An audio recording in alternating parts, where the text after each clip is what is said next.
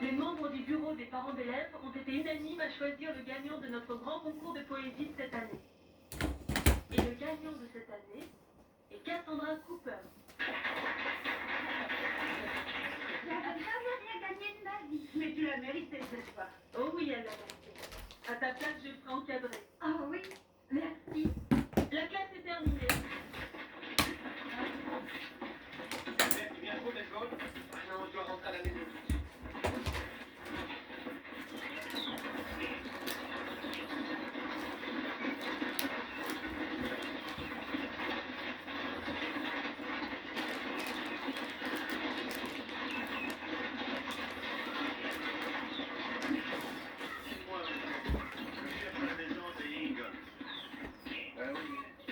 À 10 minutes d'ici, sur la route ouest.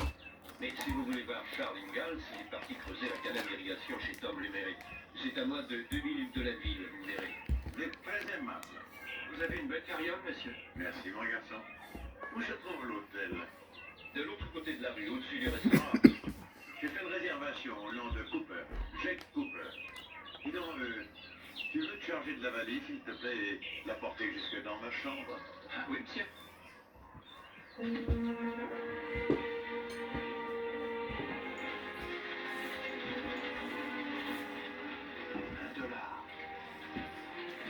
Tenez, $1.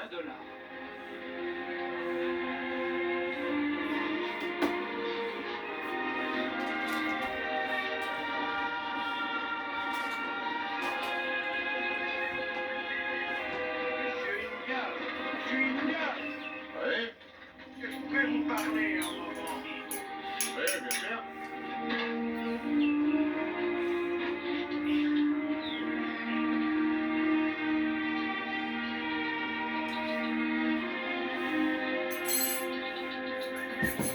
Qu'est-ce que vous voulez, monsieur? Je dois deviner que vous ne me reconnaissez pas.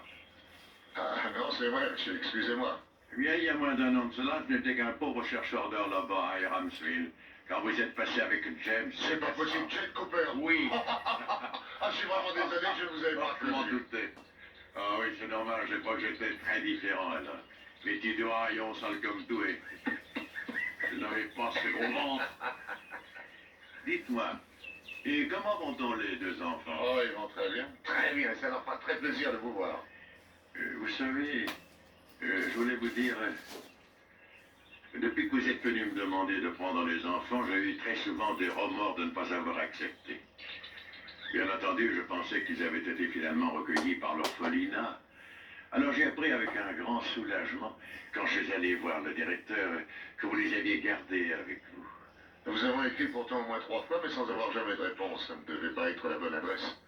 Passez les voir à la maison ce soir, venez manger. Mais je ne voudrais surtout pas vous déranger. Non, pas du tout. Il faut vous avouer que j'attends cet instant depuis déjà très longtemps.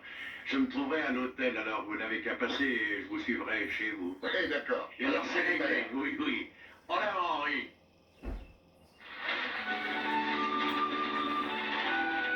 C'est pas croyable.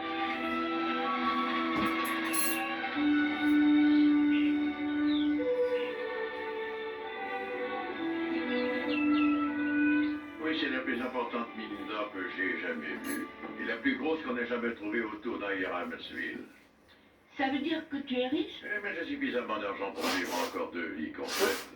Non, oui, je crois effectivement être riche. Ça oui, alors. Mais, de toute manière, une fois que ces moments de folie ont été finis, je me suis acheté tout ce que je voulais. Je me suis installé dans le beau quartier de Minneapolis. Et là, j'ai eu le temps de réfléchir longuement à la seule chose que tout l'or du monde ne pourrait pas me donner. C'est-à-dire une famille. Tu vas rester longtemps, tu crois?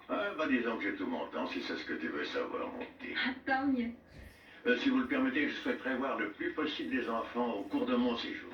J'aimerais bien les emmener se promener dans les bois. Et on pourrait même faire un pique-nique. À condition qu'ils fassent normalement leur corvée et leur devoir. Mais oui, ils font tout ça. Cassandra, tu as dit à ton oncle que tu avais gagné le concours de poésie? Non, pas encore. Tu as gagné un concours? Oui.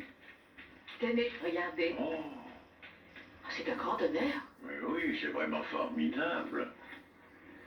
Est-ce que je pourrais entendre ton poème? Oui. Je te le donne. crois que je m'en souviendrai.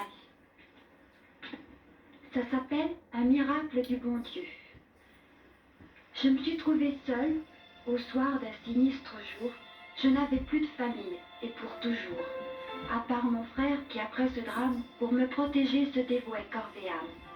Il était esselé et triste lui aussi, mais pourtant jamais il ne l'a avoué jusqu'ici. Il répétait toujours qu'on s'en sortirait, et pourtant nos parents étaient morts et enterrés.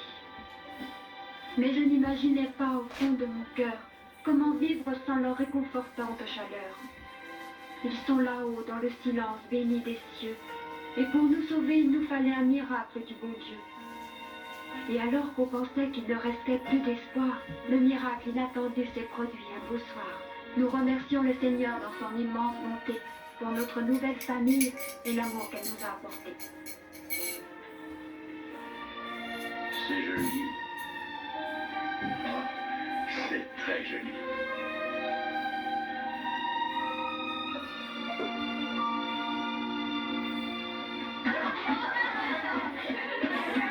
Qu'est-ce qu'on fait aujourd'hui, oncle Jed? On va aller faire quelques achats, si vous voulez bien. Bah oui, on va bien. Mais lesquels? J'ai tout de suite remarqué que vous auriez besoin de vêtements neufs quand je vous ai vu tous les deux. Oh, des affaires neuves? Beaucoup d'affaires. Tu sais, oncle Jed, c'est ennuyeux. Bon, dis-moi ce qui t'embête autant. C'est à cause des autres enfants de la famille. Oh, Ce serait vraiment gênant d'avoir des affaires neuves et pas eux. Oh, oui, ça c'est mais vrai. rassurez-vous, j'ai aussi pensé à tout ça. Alors, allons-y maintenant. Vous me dites deux tenues complètes. Bien sûr, une pour l'école et une pour le dimanche. Oh, mais alors, bien sûr, j'aurais besoin de toutes les mensurations exactes. Vous savez, comme les enfants grandissent. Pour le dimanche, ce sera trop. Tu n'en as pas besoin? Oh, je crois que si je mets un vieux costume d'Albert tout usé, il devient déjà trop petit. Et moi, ma robe, c'est une ancienne robe de Marie. Bon, alors, c'est réglé. Mais devant l'importance de la commande, il faudra au moins une quinzaine. Alors, il faudra vite commencer. Oh, oui, monsieur. Nels, va vite me chercher les échantillons de nos meilleurs tissus, s'il te plaît. Et dépêche-toi, il a l'air d'avoir beaucoup d'argent. Ces chaussures sont juste à ma taille. Et elles sont solides. Ah, merci, monsieur. Il n'y a pas de quoi, mon garçon. J'espère que vous me permettez de faire ceci. Vous comprenez, je sais que certaines personnes pourraient le prendre très mal. Elles pourraient même se sentir humiliées. Mais ne le considérez pas ainsi, je vous en prie. Je suis un homme très simple, vous savez. Et je m'offre la joie et le plaisir d'offrir quelques petits cadeaux. Mais c'est très naturel. Oui, mais alors, les gâtez pas trop. Ça me semble très difficile. Maman, papa, oncle Jed, regardez, c'est ce costume que je veux, et voilà le tissu que je veux. Tu vas être un vrai prince charmant. Ouais, encore bien mieux. Oh oui, le tissu est très beau. Maman, tu veux venir voir, s'il te plaît? Papa, toi aussi, tu trouves que c'est bien? Oui, magnifique, Piston. Oh oui, c'est très joli. Oh, mais ça doit être cher. Ma chérie, choisis ce qui te fait plaisir.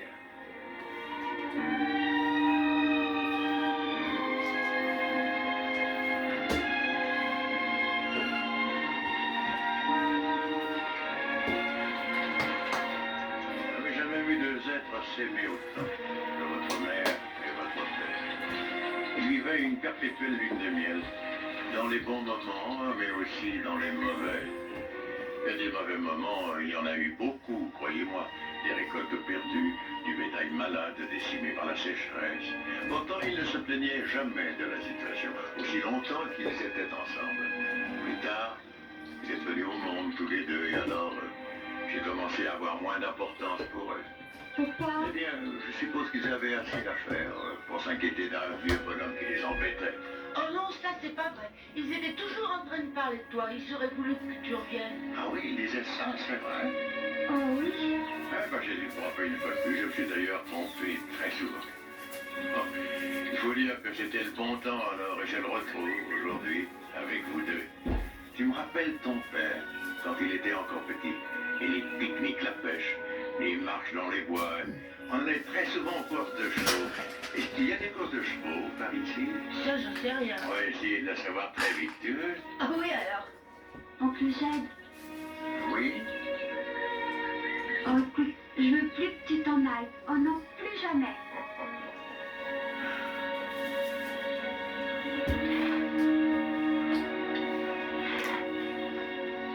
Depuis quelques semaines, nous avons le plaisir d'accueillir ici à Walnut Grove Monsieur Jedediah Cooper. Et avant de terminer cet office, je veux publiquement lui dire merci. Grâce à sa générosité, notre église pourra avoir un toit nouveau cet hiver.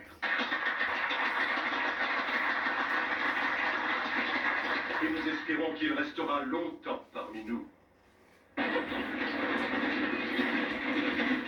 qu'on fait aujourd'hui, oncle Jed? Je ne sais pas ce que vous voudrez. On va à la pêche, hein, on va à la pêche. Si vous voulez aller pêcher, passez d'abord à la maison vous changer. Ah oui, d'accord, dis-moi. Je voudrais dire quelques mots à vos parents avant qu'ils s'en aillent. Oui, les enfants avaient joué une petite minute. Allons-en par là, nous serons plus tranquilles.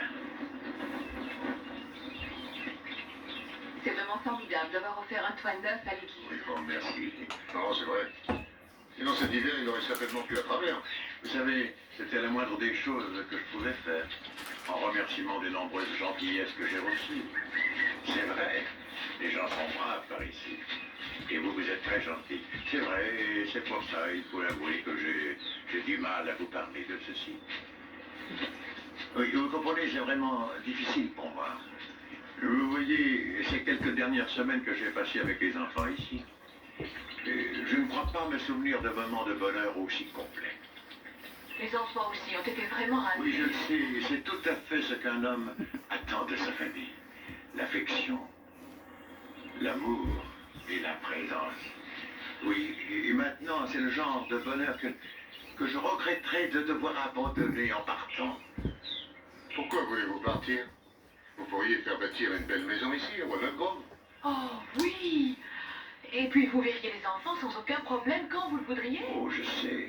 C'est la chose la plus raisonnable à faire, certainement. Je suis bien d'accord, mais vous comprenez, j'ai passé toute ma vie à me déplacer sans arrêt d'un endroit à un autre pour chercher de l'or. Il m'est arrivé d'en trouver des filons, mais aucun d'une si grande valeur. D'une valeur telle que même moi, je n'arrive pas à dépenser ce qu'il m'a rapporté. Oui, c'est pourquoi, après avoir passé toute ma vie dans les endroits les plus sordides, j'ai envie de terminer ce qui me reste encore à vivre aujourd'hui, dans des endroits intéressants, dans des grandes villes avec tout ce qu'elles offrent.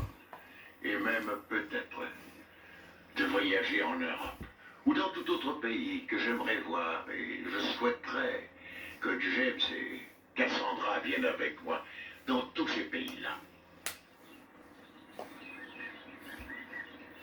Oui, bien sûr, je comprends ça, Jed, mais... Charles, Caroline, je tiens à préciser que rien n'était prévu et si je suis passé ici, c'était seulement pour venir voir les enfants. Et tout à coup,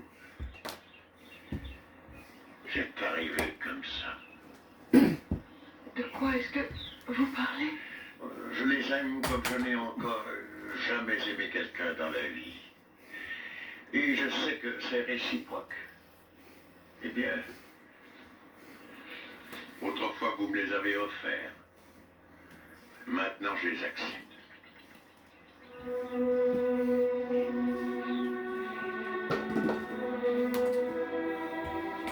Jed, c'est trop tard maintenant.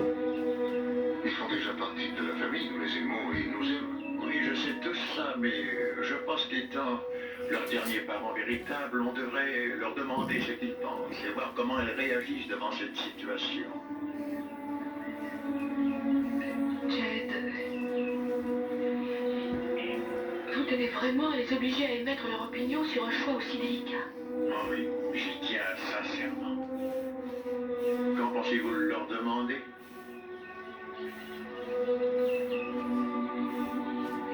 Après le repas, ce soir. Après le repas, ce soir.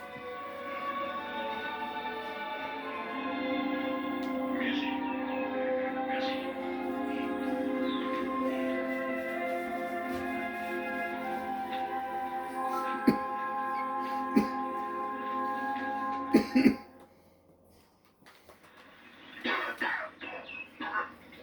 Oncle Jed, Oui, pourquoi tu tousses tellement? je paie mes années de vie passées en plein air. Je suis resté beaucoup trop longtemps les pieds dans des rivières à chercher de l'or. Et ça t'inquiète pas? Non, pas tellement. Je touche depuis très longtemps et je m'y suis habitué. Oncle Jed, Oui, ma chérie. tu t'es jamais marié? Non, mais j'ai failli une fois. Et qu'est-ce qui s'est passé?